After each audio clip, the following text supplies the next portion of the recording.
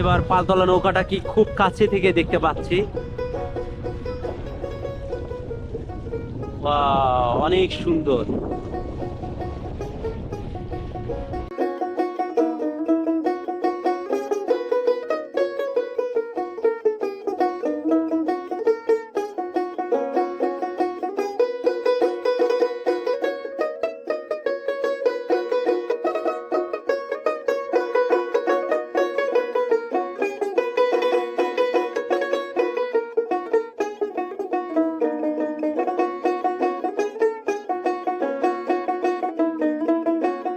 চলন বিলের মাঝার দেখাবো আপনাদের।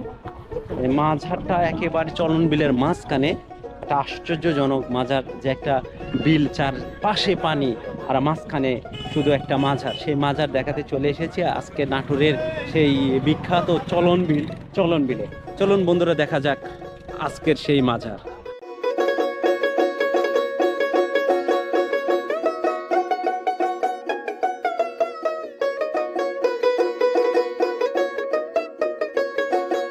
ভাড়া কত? 20 টাকা পার পিস। যাতায়াত 40 টাকা। যাতায়াত 40 টাকা না? গাড়ি তো মানে নৌকা অ্যাভেলেবেল পাওয়া যায়? কত নিলেন? 600। আমরা এখন নৌকাতে উঠতেছি সেই মাঝার যাওয়ার জন্য। বাসা কি ওইদিকে? হ্যাঁ, বাসায় বেড়াবাড়ি। বেড়াবাড়ি না? কোথায় গিয়েছিলেন বাজার করতে? বাজার সিংড়াতে। এই যে নৌকার ঘাট, এই নৌকার ঘাট থেকে আমরা এখন রওনা দিচ্ছি সেই মাঝারে। আমার খুব কৌতূহল হচ্ছে যে আসলে একটা বিলের ভিতর কিভাবে মাঝার থাকে সেই মাঝারে।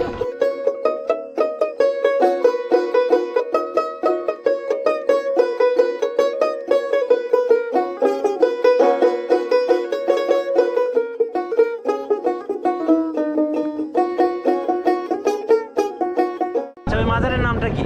মাজারের নাম হলো, জায়গার নাম হচ্ছে তিসিকাটি। আর ওই যে জায়গা মাজারটা কবর শুয়ে আছে ওনার নাম হচ্ছে হাসি দেওয়া। তাই আমরা তো খুব ক্ষুধার্ত আছি এখন মাজারের খাবার খেয়ে। একবার খাসির খিচুড়ি, গোবের খিচুড়ি। আপনার বাসা কি ওখানেই? আমার বাসা ওখানে না, ওখানে আমার দোকান আছে ওই দোকানে। ওকে, গান বাজাইতে বাজাইতে নৌকা নিয়ে যাচ্ছে। বন্ধুরা, শুরুতেই বলি আমি কখনো চলন বিলে আসি নাই, এই প্রথম আমার চলন বিল উপভোগ করা। আমি রাজশাহী রোড ধরে গিয়েছি কিন্তু চলন বিলের ভিতরে কখনো আসি নাই। হঠাৎ আজকে আমি জানতে পারলাম যে এই চলন বিলের মাঝখানে একটি মাঝার আছে। আমার কৌতূহল হলো, তাই আপনাদের দেখানোর জন্য আজ সেখানে চলে যাচ্ছি। অনেকদিন পরে পালতোলা নৌকা দেখতেছি। সামনেই দেখতে পাচ্ছেন পালতোলা নৌকা। ওই যে পালতোলা নৌকা, ওয়াও, এই এক বিরল দৃশ্য।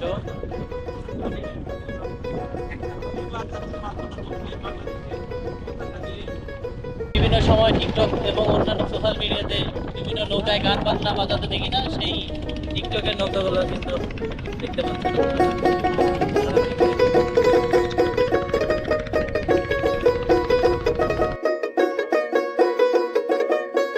কিন্তু একটা শ্মশান, এখানে হিন্দু ধর্মাবলম্বীদের যে দেহ বিশেষ যে দাহন করা হয় সেই শ্মশান একেবারেই চারিদিকে পানি নিমজ্জিত এলাকা, সেই এলাকার মাঝখানে সেই শ্মশান ঘাটটি। আমরা এবার পালতোলা নৌকাটা কি খুব কাছে থেকে দেখতে পাচ্ছি। অনেক সুন্দর।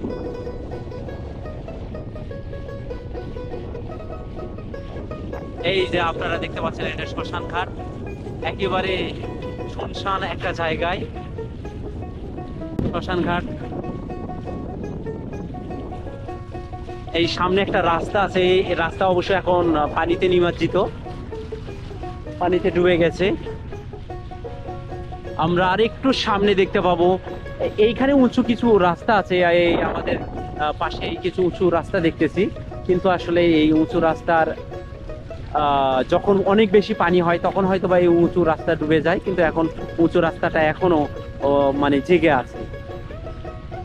আমরা সামনে কিছু দর্শনার্থী দেখতেছি এবং এইখানে একটা বিশাল কফি হাউস আছে, সেই কফি হাউসের লোকজন এসেছে।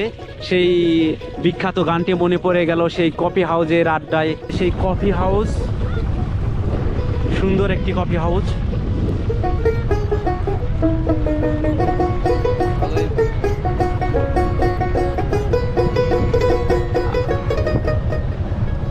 আমরা অলরেডি চলে এসেছি সেই মাজারের কাছে। এখানে অনেক দোকানপাট আছে। এই যে দেখেন চারিদিকে পানি। এখন অবশ্যই একটু পানির পরিমাণ কম, তাই এখন পানির সেই ফিলটা আপনাদের সামনে উপস্থাপন করতে পারলাম না, কারণ পানি এখন কমে গিয়েছে। আমি সেই মুহূর্তে এসেছি, অনেক নৌকা এসেছে সেই মাজারটা দেখার জন্য। বন্ধুরা, আমিও দেখবো এবং আপনাদেরও দেখাবো মাজারটি কেমন লাগলো। আসলে কমেন্টের মাধ্যমে অবশ্যই জানাবেন। আর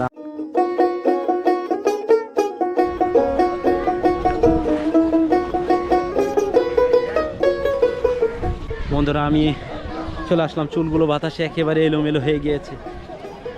কত রকমের নৌকা।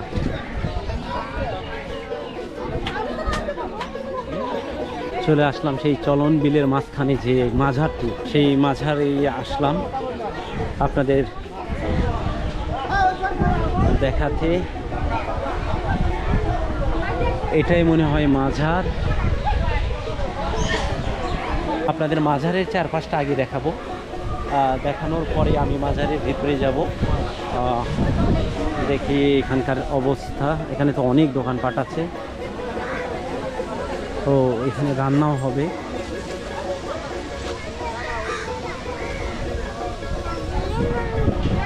এখানে হোটেলও আছে, আপনারা হোটেলও পাবেন এখানে খাওয়ার জন্য।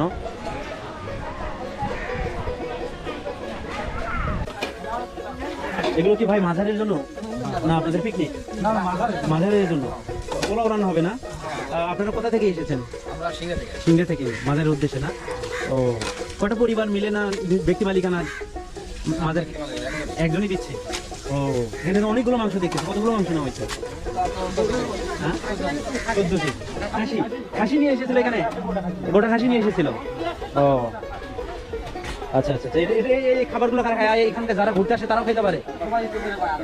ও, বুঝতে পারছি। এগুলো কি চাচি, এগুলো কি মাঝারের? মাঝারে? ও, এই দুইটা দিয়ে কি হবে? পোলাও যা যতটুকু হয়। এই নাতি, এই নাতি হাত নাড়াও। হ্যাঁ, এই নারীর মানুষটা কোথা থেকে এসেছেন? ও, আপনারা কোথা থেকে এসেছেন? নারীবাড়ি না? ওকে, ধন্যবাদ। অনেক নৌকা এখানে আসে, আমাদের মতন অনেক দর্শনার্থী এসেছে এখানে। এই যে একটা আস্ত খাসি রান্না হচ্ছে, 14 কেজির একটা আস্ত খাসি। রান্না কোথায় হবে ভাই? এই জায়গায়। এই যে মাজারের নাম হচ্ছে তিসিখালী মাজার জামে মসজিদ, এটা না? না, এটাই মসজিদ। এটা মসজিদ। ও, এটা ছোট মাজার না? কেমন লাগতেছে? কি কারণে এসেছেন? তাই আমরা খরাত করতে আছি। খরাত করতে এসেছেন? হ্যাঁ। কি নিয়ে এসেছেন? খাসি নিয়ে। খাসি নিয়ে একদম? হ্যাঁ। মা গো, আপনি কত দূর থেকে এসেছেন? দুর্গাপুর থেকে। ও, আপনারা কি এখানে মানদে এসেছেন? না, আমরা বেড়ানোর জন্য। আপনি? আমি বেড়ানোর জন্য। মানত করা লাগবে না? ও, আপনারা কত দূর থেকে এসেছেন? আমরা বিলহর থেকে আসি। কি মানত করার জন্য? হ্যাঁ। মানত আছে? মানুষা দেওয়ার জন্য। মানুষে দেওয়ার জন্য। খাসি দিয়ে চাল দিয়েছি আমরা। কে আপনারা খাসি নিয়েছেন? ও, 3 যা আপনারা খাসি নিয়ে এসেছেন? ওই যে ওই খাসিটা আপনারাই নিয়ে এসেছেন? বানাচ্ছে। ও, এখানে দৈনিক কি রকম রান্না হয়? এতে দৈনিক বহুত রান্না হয়, তাই বিশেষ করে শুক্রবার বৃহস্পতিবার বেশি হয়। শুক্রবার বৃহস্পতিবার বেশি হয়।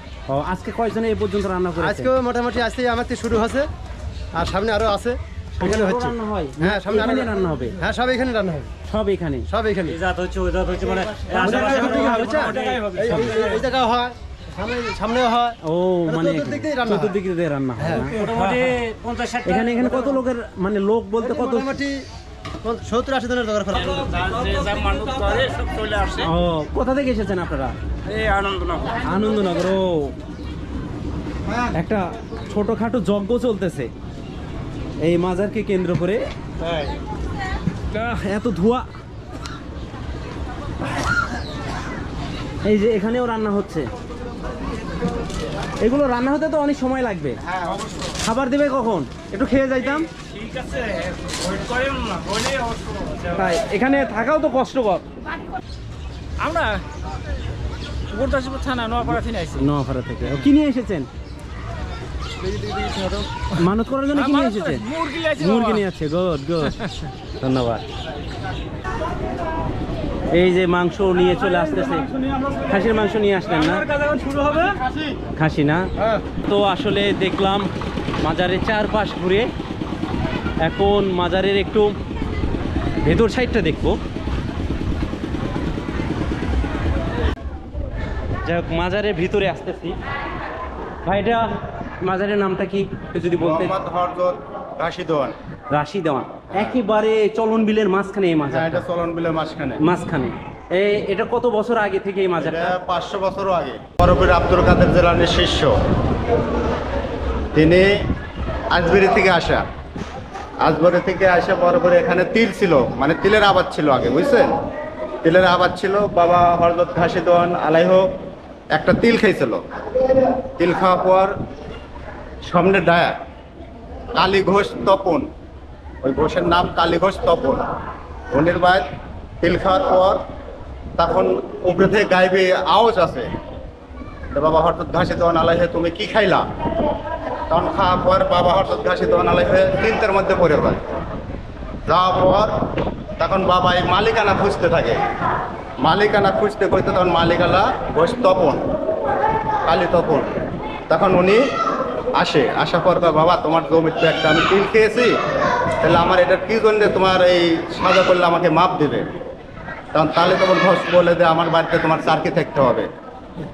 তখন বাবা হযরত ঘাসি দোয়ান আলাইহ ওনার বাড়ি চারকি থাকে। চারকি থাকার কারণে আপনারা তো শিপ নৌকা ছিলেন, শিপ বাইরের যে শিপ নৌকাটা, তখন ওই শিপ নৌকা তখন দেখে যে ওই ঘোষের বউ একদিন দেখতে পারে যে শিপ নৌকা এই মাথা তা ওই মাথায় সময় দেখতে পায়। ঘোষের বই ভয় করে। ভয় করার পর ঘোষেকে ডাক দেয়। ঘোষেকে ডাক দিয়ে ঘোষও দেখতে পারে। দেখতে পারার পর তখন ঘোষ জানাজানি হয়, মানে গ্রামে জানাজানি হয়ে যায়। হয়ে যাওয়ার পর এখানে আগে দোয়া ছিল, এটা নদী, নদী একদম দল একবারে নদী, এখানে দোয়া ছিল।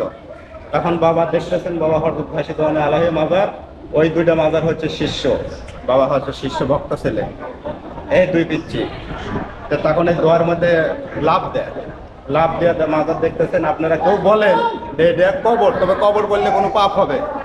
এটা হচ্ছে গাইবি কবর। গায়েবী কবর। হ্যাঁ, গাইবি কবর। এখানে কোনো মাটি মানুষ দো না, মাটি দো না। অনেকে এসে আমাদের বলে যে কবর, কবর বললে বাবা বারো হয়। এই জন্য আমি বলতেছি দর্শকে, এটাকে কবর বলা যাবে না, গায়েবী কবর বলতে গাইবি হবে। কবর বলতে হবে। হ্যাঁ, ধন্যবাদ। আপনার নামটা, আপনার পরিচয়? আমার নাম মোহাম্মদ সোহাগ। আপনি এখানকার এখানকার আমি খেজমত। খাদেম না? খাদেম বলতে ভুল হবে বাবা, খাদেম না, বাবার চরণে থাকে একটু খেজমত করে। ও আচ্ছা, আমরা একটু